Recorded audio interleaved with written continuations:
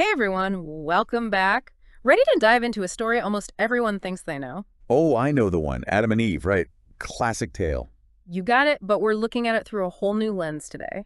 Specifically, the Qur'an's perspective. Now, that's going to be interesting. So much of what we think we know comes from, well, other sources. Exactly, and that's where things get really fascinating. We're digging into Decoding the Egalitarianism of the Qur'an by Dr. Abla Hasan. She's got some really interesting takes, especially when it comes to Eve. I've heard about her work. She doesn't just retell a story, does she? Not at all. She breaks it down, digs into the actual language and nuances of those Quranic texts. And that's crucial, right, to really get at the original meaning. Absolutely. So much of how we understand these ancient stories is shaped by, well, how they've been interpreted over time, wouldn't you say? Oh, absolutely. It's like a game of telephone. Each retelling can add a little something, change a little something. Precisely. And those changes, they add up. So how do we untangle all that? How do we figure out what the Quran itself is actually saying? Well, Dr. Hassan calls this excessive exegetical narrativization, which sounds really complicated, but It does, doesn't it? Break it down for us. basically it's all the extra layers, the baggage and interpretations piled on top of those original words. Sometimes it can really obscure the actual message. And I'm guessing those interpretations haven't always been fair to Eve. Unfortunately not.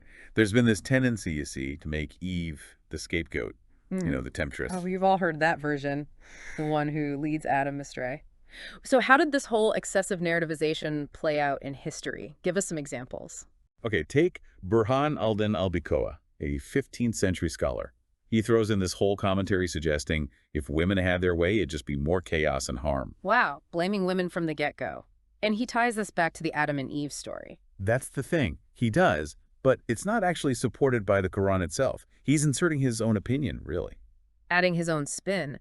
Were there other scholars who did this kind of reinterpreting? Oh, tons. It's like everyone had their own take, like Shalal al-Din al-Suyu, another scholar from the 15th century. What did he add to the mix? Well, he was super into the Bible, like really leaned on those biblical accounts when interpreting the Quran. Interesting. So he might have let those outside influences creep into his understanding of the Quran. Exactly. I mean, he even added some dialogue to the story. No way. Dialogue that wasn't in the original Quranic text. You got it.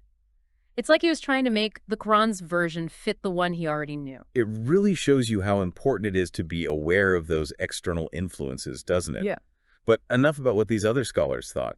What does the Quran actually say about Eve? I'm dying to know. Right. Time for the big reveal. Well, Dr. Hassan points out something pretty major about how the Quran is written, specifically the language it uses to talk about Adam and Eve. Oh, like word choice, grammatical stuff. You got it. Yeah. It often uses the dual form, particularly when describing their actions, like they were both in on it, together. So it's not Adam did this, then Eve did that, but more like they did this together. Exactly. Shared responsibility from the very beginning, which kind of throws a wrench in those interpretations that put all the blame on Eve. Right. It's not Eve going rogue. It's something they were both a part of. Interesting. But I thought you mentioned something about the language changing later in the story. Oh, yeah. This is where it gets really interesting. So later on, when the Quran talks about forgiveness, Forgiveness, okay. it switches from that dual form we were talking about to a singular masculine form, and it's referring to Adam. Hold on, wait. So not only are they presented as equally responsible at first, but then when it comes to forgiveness, the text focuses on Adam. That's how Dr. Hassan interprets it. It's like the Quran is subtly suggesting that Adam might carry a heavier burden of responsibility. Wow. That really challenges the traditional narrative, doesn't it? I mean, Yeah. usually Eve's the one who takes the fall, so to speak. Right. And Dr. Hassan isn't alone in this. Aisha Abdul-Rahman, a super well-respected scholar, actually, the first woman to teach at Al-Azhar University. Wow, Al-Azhar. That's huge. Right. So she also points to Adam as the one who messed up, who went astray. Fascinating. So we've got these prominent scholars, both men and women, pointing out that the Quran itself doesn't seem to lay the blame solely on Eve. Exactly. It's this whole other layer to the story that often gets missed. It really makes you think, doesn't it?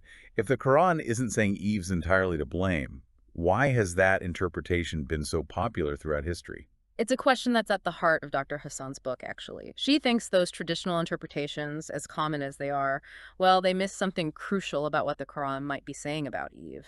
Something much more empowering. More empowering. Okay. I'm really curious to hear where this is going. It really makes you think, you Yeah. know? Like how much of what we think we know is actually influenced by, well, centuries of interpretation, not necessarily what the text itself is saying. Right. It's huge. And, by shifting that focus away from Eve as the one to blame, it opens up this whole other conversation. Okay, yeah, I see that. What kind of conversation? Well, about agency, about responsibility, but within Islamic thought specifically.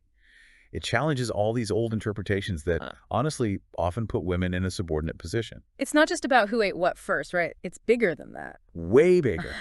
It's about how we view gender roles, even today. I mean, think about it. I know, it's a lot to process. So, where does Dr. Hassan's work fit into all of this? Well, it's part of this larger movement. A lot of scholars are taking another look at those traditional interpretations, trying to approach these texts from a more egalitarian perspective. Giving a voice to those who haven't always been heard. Exactly. Recognizing those voices, those perspectives, that might have been, pushed aside. Like we're finally getting a fuller picture of what these texts might mean. That's it. And more than that, it reminds us that this whole interpretation thing, it's a process. Like it's always evolving. We should be questioning always, you know, challenging those old assumptions and finding new ways to engage with these texts. I love that. This whole deep dive has been amazing. Eye-opening, really. I mean, these stories we think we know, there's always so much more to uncover. Isn't it fascinating? The power these ancient texts still hold. They can teach us so much about ourselves, about the world, even today. Absolutely. It makes you wonder, like, what else is out there? What else haven't we uncovered yet? That's the beauty of it. It's a journey of discovery. And on that note, we'll wrap up our deep dive on the Quran's perspective on Eve. But for all of you listening, remember, there's always more to the story, right? Always another layer to uncover. Keep asking those questions. Exactly. Whose voices are being heard? Whose aren't? What assumptions are we bringing to the table? These are important things to think about. Don't just accept what you've always been told. Engage with these stories critically. Ask questions. Love it. And until next time, keep diving deeper into those texts, friends. We'll see you next time.